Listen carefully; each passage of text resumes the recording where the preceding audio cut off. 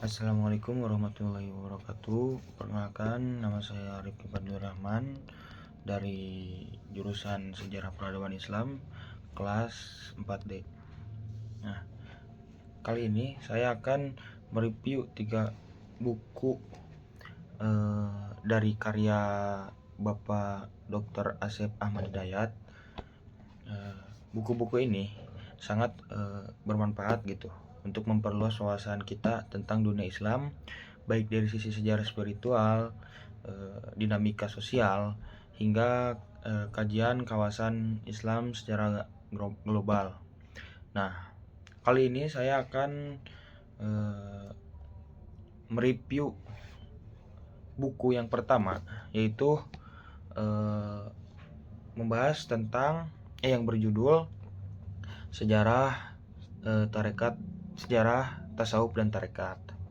Nah, buku ini mengajak kita menelusuri sejarah perjalanan tasawuf dan tarekat, mulai dari masa awal kemunculan hingga perkembangan menjadi gerakan spiritual yang terorganisir. Nah, kita diajak mengenal para tokoh sufi besar seperti Hasan al-Basri, Robiah al-Adawiyah, Al-Ghazali hingga Ibnu Arabi. Tak hanya itu, buku ini juga mengulas tokoh-tokoh sufi dari Nusantara seperti Hamzah Fansuri, Samsudin Sumantari, dan para wali songo yang dikenal sebagai penyebar Islam di tanah Jawa. Buku ini memperlihatkan bagaimana tasawuf dan tarekat bukan hanya mengajarkan jalan mendekati diri pada Allah, tetapi juga berperan penting dalam gerakan sosial, termasuk perlawanan terhadap penjajah. Bahkan di abad modern muncul bentuk non-sufisme seperti tarekat Tijaniyah dan Idrisiyah yang turut mewarnai perjuangan mempertahankan kemerdekaan Indonesia. Selanjutnya ada buku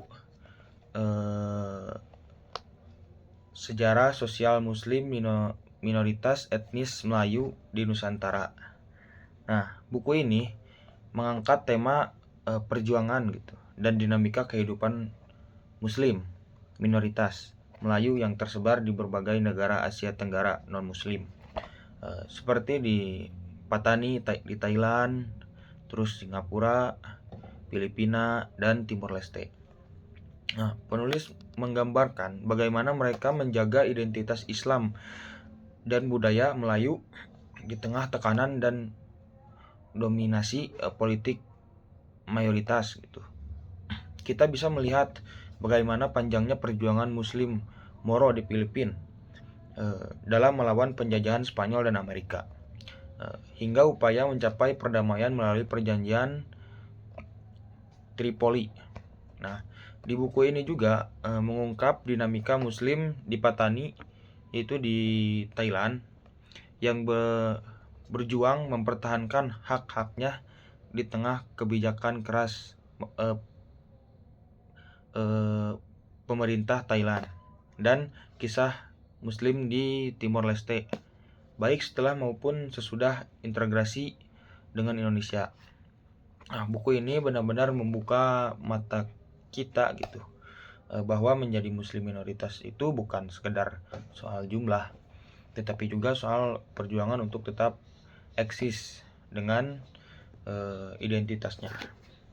Selanjutnya, buku yang ketiga yaitu tentang studi kawasan dunia Islam.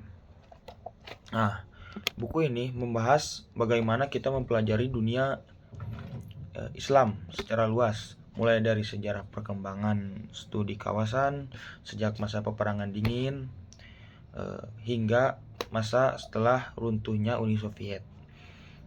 Penulis menjelaskan bahwa studi kawasan dunia Islam tidak hanya melihat Timur Tengah, tapi juga wilayah-wilayah lainnya yang dihuni umat Islam seperti Asia Tenggara, Asia Selatan, Afrika, bahkan hingga Eropa dan Amerika. di mana Muslim menjadi minoritas. Nah, dunia Islam dalam buku ini menggambarkan sangat beragam dari segi budaya, politik, dan sosial.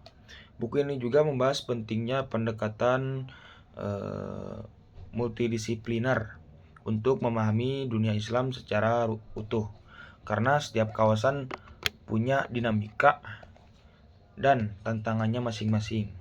Nah, selain itu, penulis menekankan bahwa kajian Muslim minoritas ini kini menjadi bagian penting dalam pemetaan dunia Islam modern. Nah, itulah sedikit ulasan dari ketiga buku ini yang dikaryai oleh Bapak Asep Ahmad Hidayat. Nah, ketiganya saling melengkapi gitu, mengajak kita memahami dunia Islam dari berbagai sisi, dari spiritual, sosial, hingga geopolitiknya. Nah, buku ini sangat direkomendasikan gitu ya untuk kalian yang ingin memperdalam studi Islam dan melihat betapa luas dan beragamnya dunia Islam di berbagai belahan dunia gitu. Nah, mungkin terima kasih. Cukup sekian yang dapat saya sampaikan. Semoga yang saya sampaikan semoga bermanfaat. Wabillahi taufiq wal hidayah. Wassalamualaikum warahmatullahi wabarakatuh.